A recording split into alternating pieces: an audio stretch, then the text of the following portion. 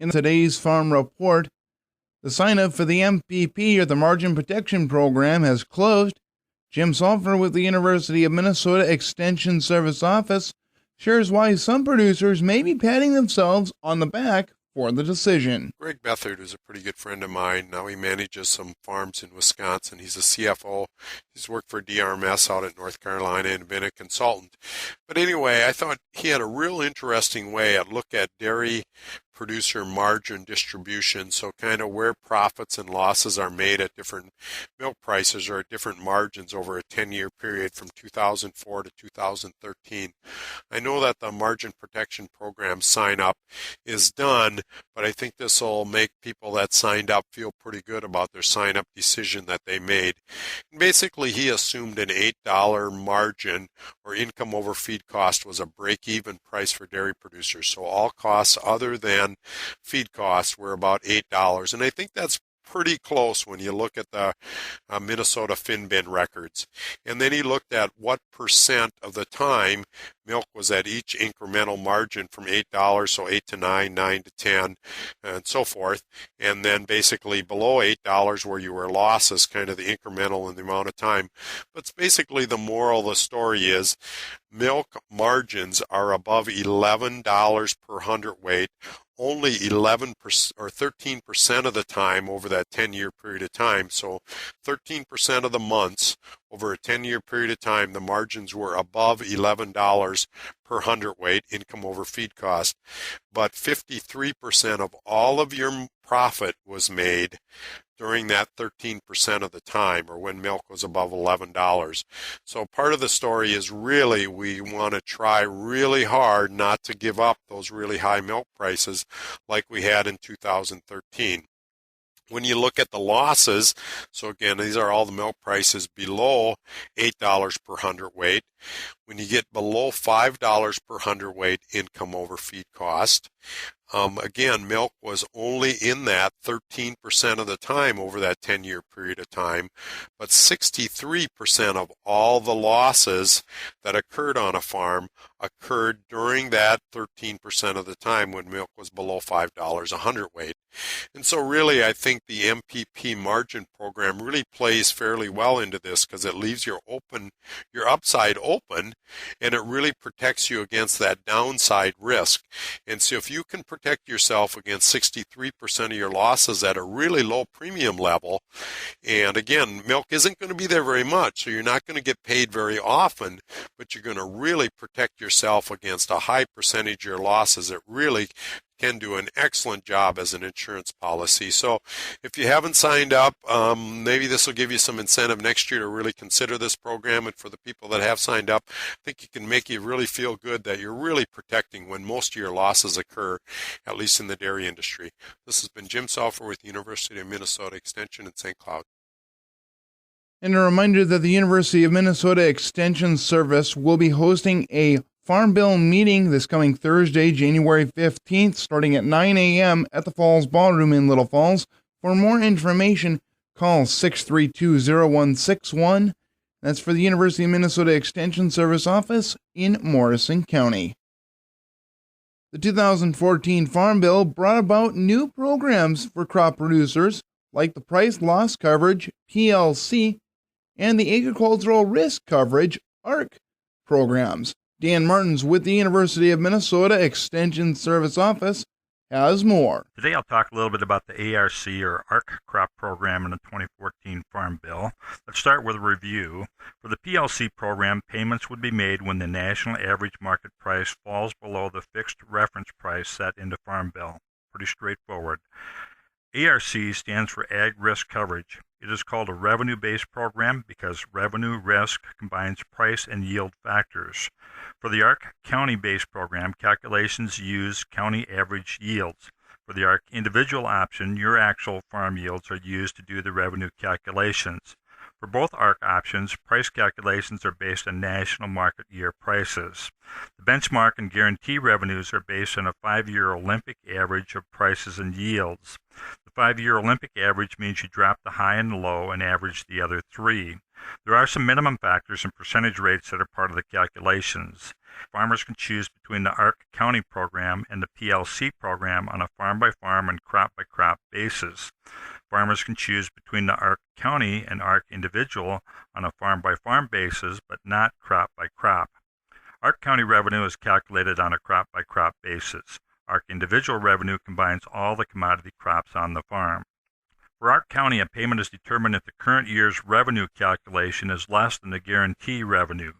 The guaranteed revenue is based on the most recent 5-year Olympic average revenue using county yield and national market year prices. That makes the benchmark and guarantee revenue kind of a rolling average or moving target. For the 2014 crop year, we're coming off a 5-year stretch of generally higher national prices ranging from $3.55 to $6.89 for corn, with an Olympic average of $5.29. If corn prices stay relatively flat through August, that sets the stage for having a revenue loss for the 2014 crop year that could result in a payment. A payment would be larger in counties that had a poor yield also in 2014 if the Olympic average yield was fairly decent.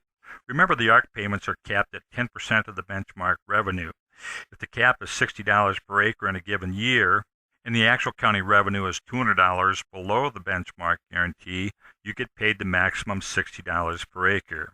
For ARC County, the per acre rate is paid for the base acres you have for that crop, regardless of the acres that you planted that year. For all of the Farm Bill options, a farm program payment only covers a portion of the loss you would incur in a bad year. I think part of the message is if you have significant risk for major crop loss in your farm, you need to think about crop insurance and other tools and strategies to protect against a major loss. I'm Dan Martins with U of M Extension. I hope you get to one of the Farm Bill meetings or watch the discussion at the Minnesota Extension Farm Bill website and read some of the related information. We humans have ways of adapting to the frigid weather that's been hitting much of the country this week. Coats, hats, or just staying indoors. Livestock may not have any of those ways, but for cattle, for example, there are some built-in, if you will, protection mechanisms that ruminants have. University of Kentucky Extension livestock specialist Jeff Limcooler says, of course, cattle do develop heavier coats during the winter, but also they have the ability to change their metabolic rates, which is really important. They'll increase their heart rate, their blood flow to their extremities to make sure that that surface area stays warm. And one of the unique things with ruminant animals is they have the ability to increase their food intake between 8 to 20% during periods of cold stress to help adjust to this cold weather. Jeff says the key is to give those animals more feed, higher energy feed if possible, along with plenty of water and, of course, shelter if at all possible. In Washington, Gary Crawford for the U.S. Department of Agriculture. Crop producers have 2 new programs that they can choose from when deciding to enroll in federal disaster programs, the PLC and the ARC. Dan Martins with the University of Minnesota Extension Service Office dives a little deeper into the Agricultural Risk Coverage Program. First, a short reminder about the Minnesota Extension Beef Cow-Calf Workshop on January 20th from 5:30 to 8 p.m. at the Horizon Center in Piers.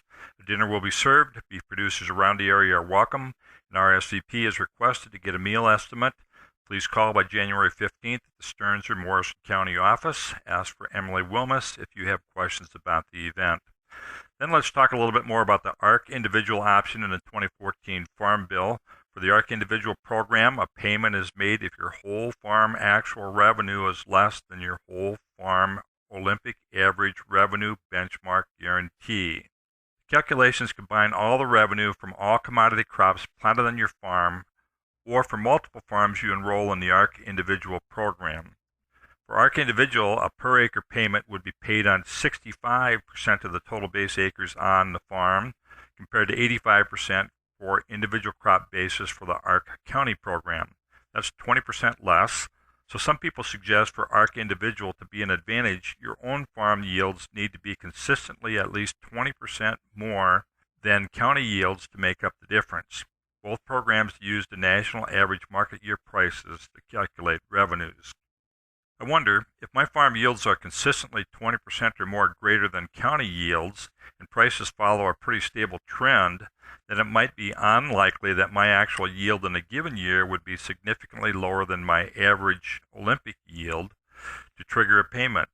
If county yields are more variable, I might be more likely to pick up farm program payment in the Ark County program.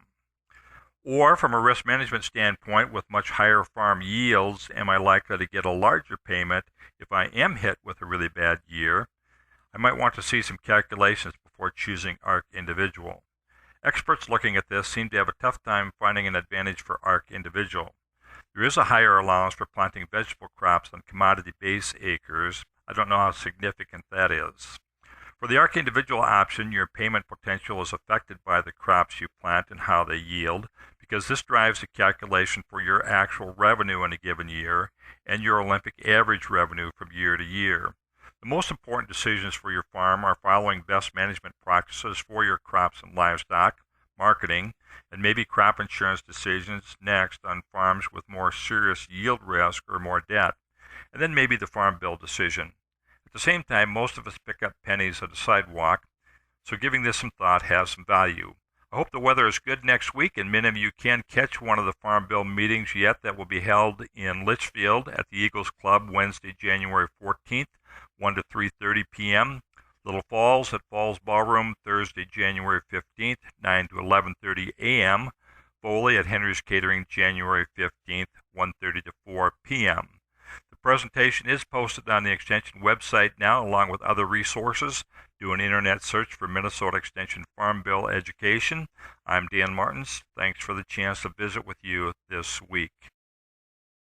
It's NFL playoff time, and football is often played in weather like we've seen this week. Minus 15 degrees as we approach kickoff. And, of course, you can see everybody's breath out there in the cold. Well, it's the same thing with cattle. Now we get to the real subject. University of Kentucky Extension livestock specialist Jeff Limcooler. He says during this stretch of severe cold weather, beef cattle need a certain amount of protection from the cold and the wind. Some producers have barns that could shelter some of the herd, but Jeff says in some cases that could be worse for them than leaving them out if that barn is not well ventilated. You end up getting a lot of moisture in the air, and that can cause some respiratory damage long term. So Jeff says it's okay to shelter beef cattle in the barn. You just need to make sure that you have good air exchange. If you don't think the barn has good enough ventilation, Jeff says leave the cattle outside, but with the protection of a windbreak. The exception would be newborn cattle. They probably need to be inside and watched carefully when the temperatures get down to 0 and below. Gary Crawford for the U.S. Department of Agriculture.